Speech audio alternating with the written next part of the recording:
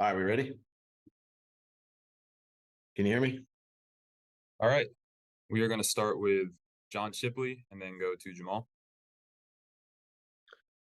Hey, Coach. Just obviously injury update on Trevor and then Christian, Walker Little, and Trey Herndon as well.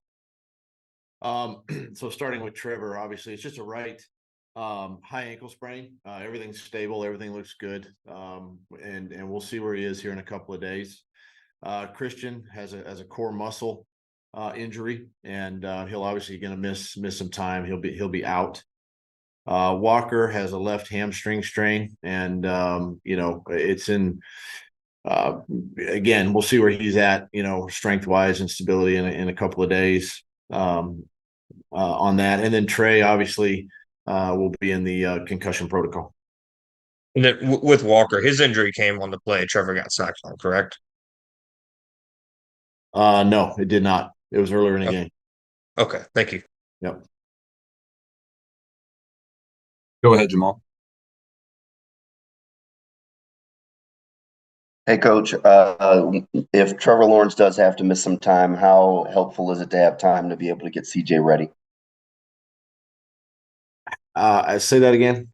Ask it again. Sorry, if Trevor has to miss some time, how helpful is it to have the full week to get CJ ready rather than Okay. for the backup Yeah. going the game at a moment's notice? Yeah, no, I understand. I didn't understand the question first time. No, it's good. It's good to get CJ, a full week of preparation, obviously. Trevor will stay mentally sharp and obviously see where he's at. But to give CJ, the time this week with the offense, with Luke Fortner. I mean, not with Luke Fortner, with Luke Fortner. With the center quarterback stuff and working with the running backs, it'd be good. It'll be good for CJ and otherwise I thought, last night CJ filled in nicely. And with Christian sideline, is the plan to give Parker Washington an opportunity? Yeah, Parker did a nice job, last night, made some plays. Obviously the touchdown was huge. But yes, he'd be the next guy up, and then he'd get a full week of work as well. Thanks, Coach. You bet. All right, we're going to go with Demetrius and then D-Rock. Hey, Doug, obviously when Trey went down, it seemed like Gregory Jr. came in, and then it seemed like later on Antonio Johnson sort of mixed in there. So I'm just wondering what you saw from those two, and is that sort of how you would like to play it, sort of rotating them? Well, Antonio Johnson came in because Greg Jr. was cramping during the game. So we had, he was the next guy up there. But yeah, you'd still like to get Antonio some work, whether he's playing the nickel spot or possibly the safety spot. And with Trey being in protocol right now, this would be a great opportunity for both those guys to continue to get work. How did you see him do? I mean, it was obviously his first time getting extensive work, I guess. Antonio. Yeah, he's a good player, and he does some good things. He moves well. He's a good tackler, physical, and just the more he plays, the more confident he'll be in what he's doing. Thank you. Hey, Doug, is there a legitimate possibility that Trevor could play this week? I'm not going to put that timetable on Trevor. I'm not going to put him in a box like that, but we'll see how he is in a couple of days. Okay. Are you guys going to bring in any other quarterbacks to work out? Specifically, Nick Foles, would he be one guy you would take a look at because of familiarity with you in the offense? We haven't had those discussions yet.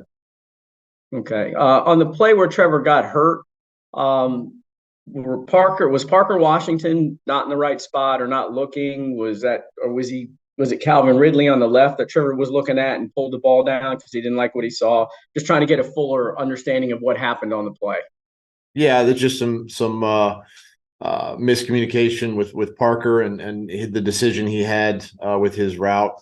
There was a defender outside of him, defender inside of him, and he was kind of caught in between. And it's just a young player that hasn't had a lot of time yet and a lot of reps out there, and just an indecisive decision on Parker's part in that particular case. Something that he'll learn from, and get better. And unfortunately, it ended up with Trevor being injured.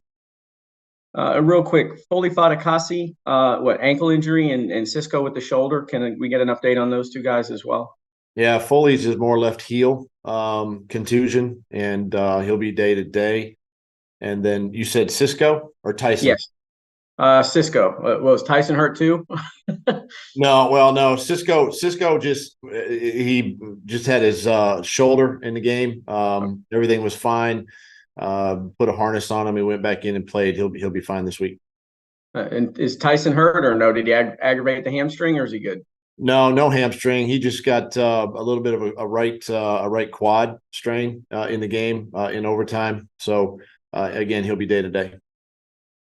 Thank you. Okay, go ahead, Mia, and then Hayes. Hey, Doug, I'm just curious how you would evaluate Devon Hamilton. Obviously, a healthy scratch the last 2 weeks, and because of that, I'm assuming that's the reason that Angelo Blackson was inactive, and what you thought of Devon's performance. Yeah, you're absolutely right on that point. Devon played much better than he had the previous times out there, and then he continues to improve and really just, for him, it's about working the technique, the physicality of being double teamed a lot, single blocks, things like that, using his arms, extension, and continuing to push the pocket. So he played better than the previous couple of times, and it was good to see him do that. And on the flip side, obviously, Buster Brown, a healthy scratch because of with the log jam and having Greg up and having Tyson active again. Do you try to find a way to keep both of those guys, Greg and Monteric, active? You do, but it comes down to the special teams and how we use them on special teams, and it's hard to have them all up. Obviously when you go with 48 like we do, but we'll see this week. I'm sure there'll be some combinations, some guys that will probably be up, than previous weeks. Awesome, thanks, Doug. Yep. Doug, now that you've seen it, where do you think the defensive issues, what can you attribute that to in terms of the struggles last night now that you've watched the film? I thought the way we started the game extremely well, and we were making plays, we were tackling on the perimeter, and then things just kind of got away from us. I felt like we were not gap sound as the game went on. We missed tackles as the game went on. And it just sort of there were some coverage issues, and just some basic things that the guys, should know. And it's something that we can coach this week. Obviously, we got to show them and continue to improve. But even looking at it again, we were right there at the end with an opportunity to probably win the game, with that last kick, as opposed to getting into overtime. So, again, there was enough issues to go around in all three phases, but things that we can clean up. Thanks. All right, we're going to go with Mark Long and then Cameron Wolf. Hi, Doug. Is surgery a possibility for Trevor? We've seen guys with that do that band surgery. Has that even been discussed as a possibility for him? I have not had discussions with the docs, about that. I don't think that I don't think that's a necessary means at this point. I think just because it's where it is in the ankle, that it's not necessarily something that surgery would be warranted at this time. And then what was your take on the offensive line? I mean, 4 sacks, some of it late when you guys were chasing, but did you feel like they performed decent enough? There's always room for improvement, right? I mean, I thought there were some good things in the run game early, and then we got sort of stymied as the game went on. We got to continue to try to push the line of scrimmage, right? Play on their side of the ball. We got stalemated a couple times, and so those are all things that we got to continue to work on. But the sacks, the sacks came when we were kind of in those 2-minute modes and trying to push the ball down the field, and that's going to happen. But I thought overall decent, but can definitely improve. Hey, Doug, this is, I think, the second or third time Trevor's had an injury that may have looked significant, but he ended up avoiding it. I don't know if there's anything maybe about the ability to avoid these injuries. Cam, that was really, I didn't understand it. It was broken up, your question. Can you ask it again? Yeah, sorry about that, Doug. The question was, Trevor has essentially avoided what has looked like a couple of significant injuries in his career. I'm curious if he has a certain ability that you've seen to avoid those big injuries. Yeah, okay, I understand. Look, sometimes it's just luck, just being in the right place at the right time, picking his feet up at the right time.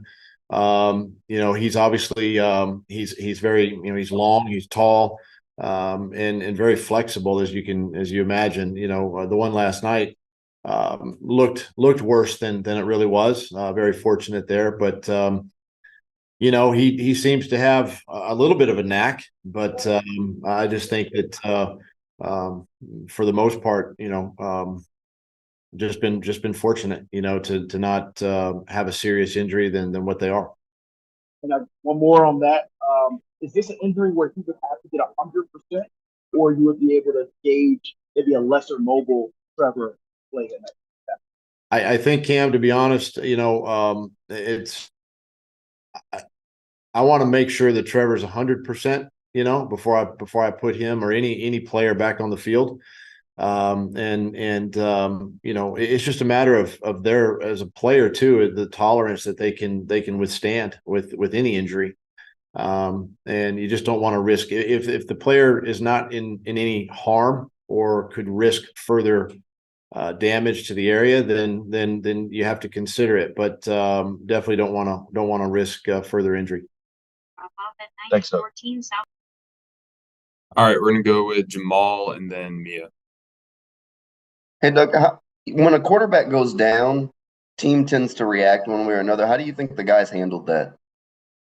Well, I thought last night the guys handled it fine. There's a lot of confidence in CJ. Obviously, he definitely commands the huddle. He's smart. He knows our offense, and so I think the guys really handled it well because we were in a close ball game, opportunity to win the football game. He did a nice job getting us down there for the tying field goal, obviously, and really did some good things while he was in there. So still a lot of confidence there, and didn't think the guys wavered one bit. And I know there's always that next man up mentality. Team's been mostly healthy this season, short injury list. Coming out of this when you have a little bit of a longer injury report, what can you learn about some of the guys in your roster that are going to get opportunities to maybe show what they can do on the field?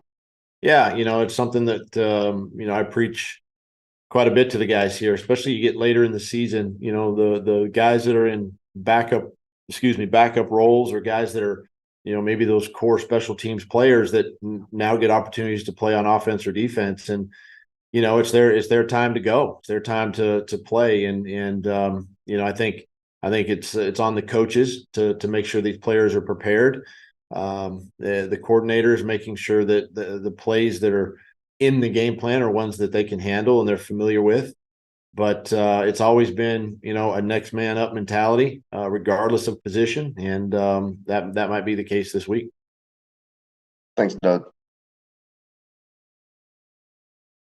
Go ahead, Mia. One more on the injury front, Doug. Obviously, we know Travis came into this game with a rib injury. How did he come out of this game? And what did you think in terms of, number one, commitment to the run game, which I know you kind of answered already, but number two, the distribution of carries? Yeah, he's sore today, which is expected, and but he came out okay, came out fine. And it was a conscious effort to get D'Ernest and even Tank in there when possible. I know D'Ernest had some opportunities last night as well, so that's going to be probably I think the mindset or the rotation as we go. These last 5 weeks of the season, we got to make sure that all three of our backs are involved each week. And it does take a load off of TJ, having Dearness and Tank, take some more snaps. So, but they're gonna be sore this time of year. They're gonna be banged up a little bit, like everybody is, and but yet we still want to get those other two involved. We have time for one more. Go ahead, Cam.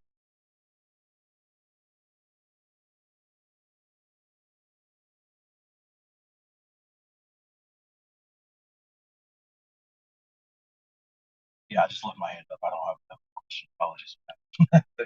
All right, no worries. Thank you, Doug. Appreciate it. Can I ask, is Christian Kirk surgery, is that in surgery needed on the core muscle? I believe so. We're going to send the images off, get another look at it and make sure that that we have the right, diagnosis and obviously the right plan of attack for Christian, moving forward. And then McManus now has missed, I think he missed 2 of his last 3 kicks, 48-55, but he's missing them all right. Is there anything mechanical or situational there that's happening, or? Not really. I think the one last night that he missed, I mean, if you look at that ball, the way that ball, flew in the air, it really slid hard right outside that right upright. So felt like he hit it good. Just kind of the mercy of the wind at that time. But yeah, it's something that he'll obviously be disappointed, and we're disappointed, but still got a lot of confidence in him and continue to put him out there in those situations. All right, thanks, Coach. All right, thanks, guys. Thank you, Doug. Thanks, Doug.